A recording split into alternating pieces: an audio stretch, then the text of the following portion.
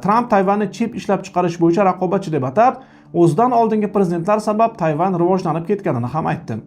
Bu gaplarni yaxshi yoki yomon demoqchi emasman. Shunchaki mana shunaqa reallik.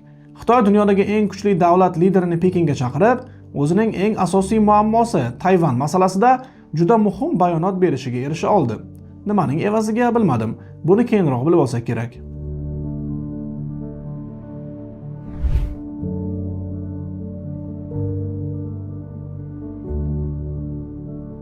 Tramp Xitoyga borib yurgan bir vaqtda Amerika Kuba atrofida harbiy, siyosiy va razvedkaviy faollikni oshirdi.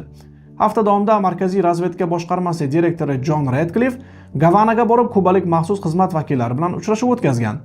AQSh bosh razvedkachisi kubaliklarga Trampning xabarini yetkazgan. Unga ko'ra, Tramp fundamental o'zgarishlar evaziga iqtisodiy masalalarni muhokama qilishga tayyor ekan.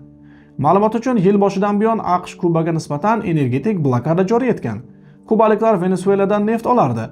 Maduro qo'lga olingach, bu yetkazib berish ham tugadi.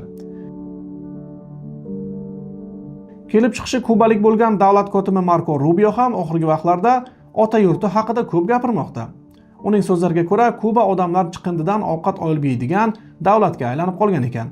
Ya'ni, Tavarish Rubio Amerika aralashmasa bu davlatda ahvol yomon bo'lib ketadi demoqchi. Qiziq, hozirgi inqiroz qaysi davlat blokadasidan keyin boshlanib ketgan ekan? Janob Rubio, dunyoda ocharchilikdan qiynalayotgan yuzlab davlatlar bor, ayniqsa Afrikada. Yaqin Sharqda ham Falastin degan bir davlat bor. Sizning ittifoqchingiz kulini ko'kka sovurib borgan sari yerlarni egallab olayotgan davlat. Ularga ham e'tibor bersangiz yomon bo'lmasdi.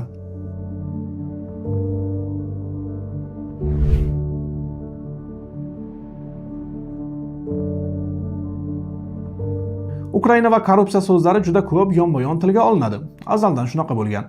Mamlakat urush holatida ham korrupsiya botqog'idan chiqib keta olmayapti. Ukrainadagi hatto prezidentdan mustaqil ishlaydigan aksal korrupsiya idoralari Zelenskiy ma'muriyatining